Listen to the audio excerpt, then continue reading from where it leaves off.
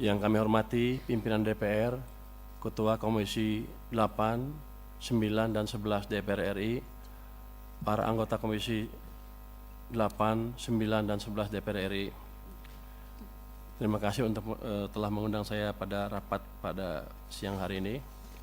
Saya nggak tahu bisa ngomong banyak nggak tentang BPJS, tapi saya akan coba isi sedikit lah dan memberi masukan sedikit juga.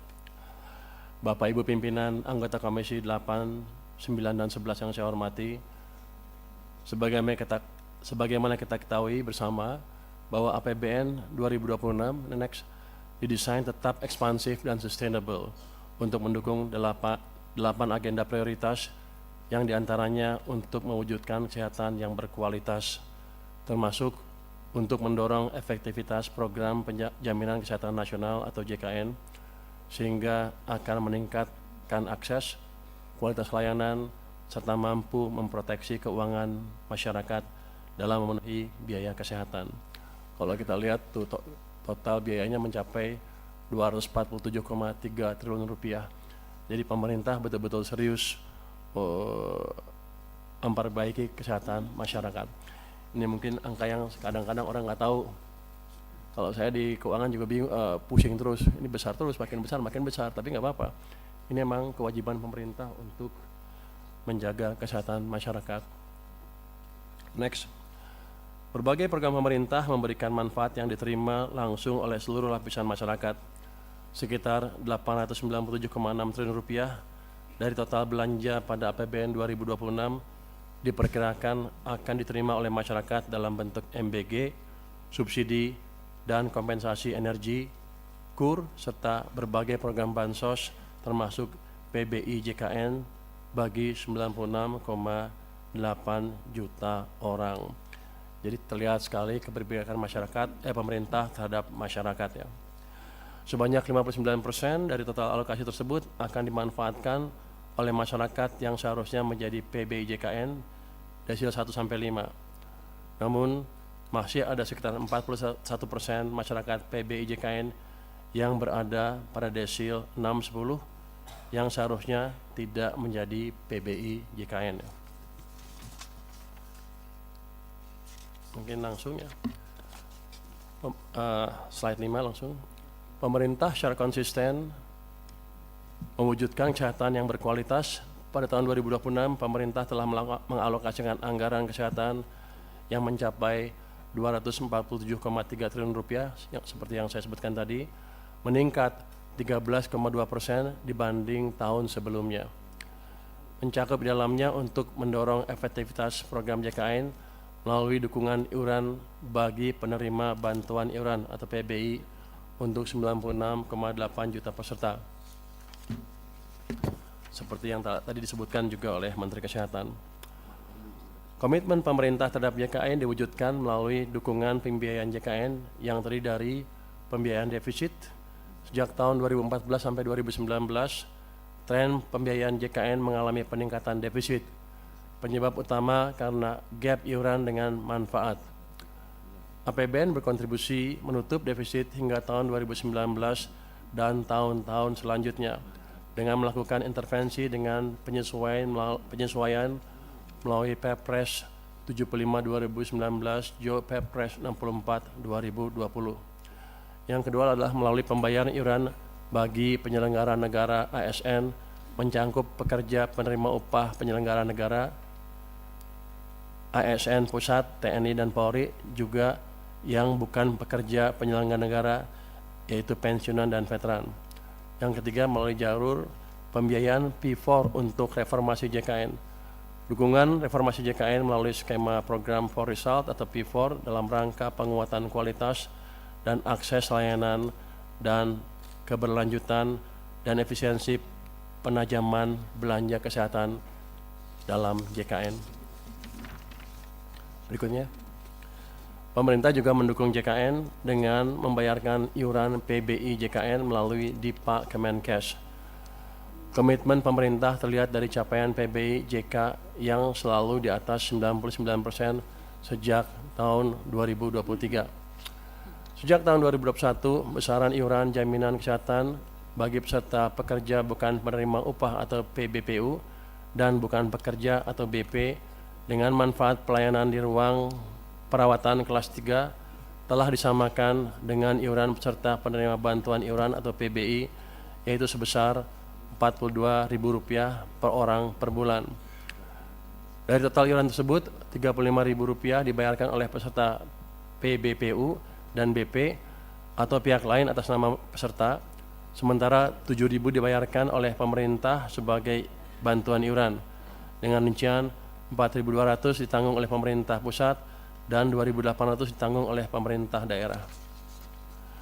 Saat ini pemerintah juga tengah dalam proses penyusunan rancangan peraturan presiden tentang penghapusan piutang iuran dan denda iuran jaminan kesehatan bagi peserta PBPU dan BP kelas 3. Kebijakan ini bertujuan untuk menghapus tunggakan iuran yang selama ini menjadi beban peserta, sekaligus mendorong peningkatan kepesertaan aktif dan keberlanjutan sistem jaminan kesehatan nasional. Coba bisa balik ke slide nomor 4 kalau nggak salah. Nomor 4. Ini saya di Kementerian Keuangan mencoba menganalisa kenapa sebelumnya nggak ada keributan, terus akhirnya ini tiba-tiba ada keributan.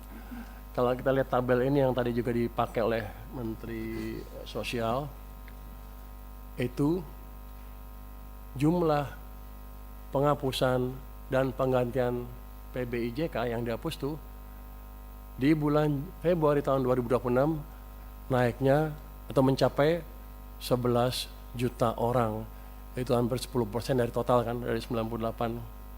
Sebelumnya 7, 1, 1, 1, 1 di bawah 1 juta, dan 1 juta di bawah 1 juta.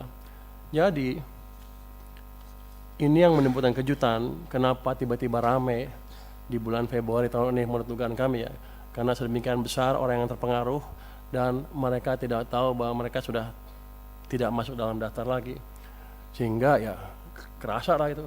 Kalau 10% karena kan kerasa tuh, kalau 1% nggak ribut orang-orang. Begitu 10, hampir yang sakit tuh hampir semuanya kena tuh, dugaan saya ya. Jadi ini yang mesti dikendalikan ke depan. Kalau ada angkanya drastis seperti ini ya di smoothing sedikit lah, di average 3 bulan, 4 bulan, atau 5 bulan terserah, tapi jangan menimbulkan kejutan seperti itu.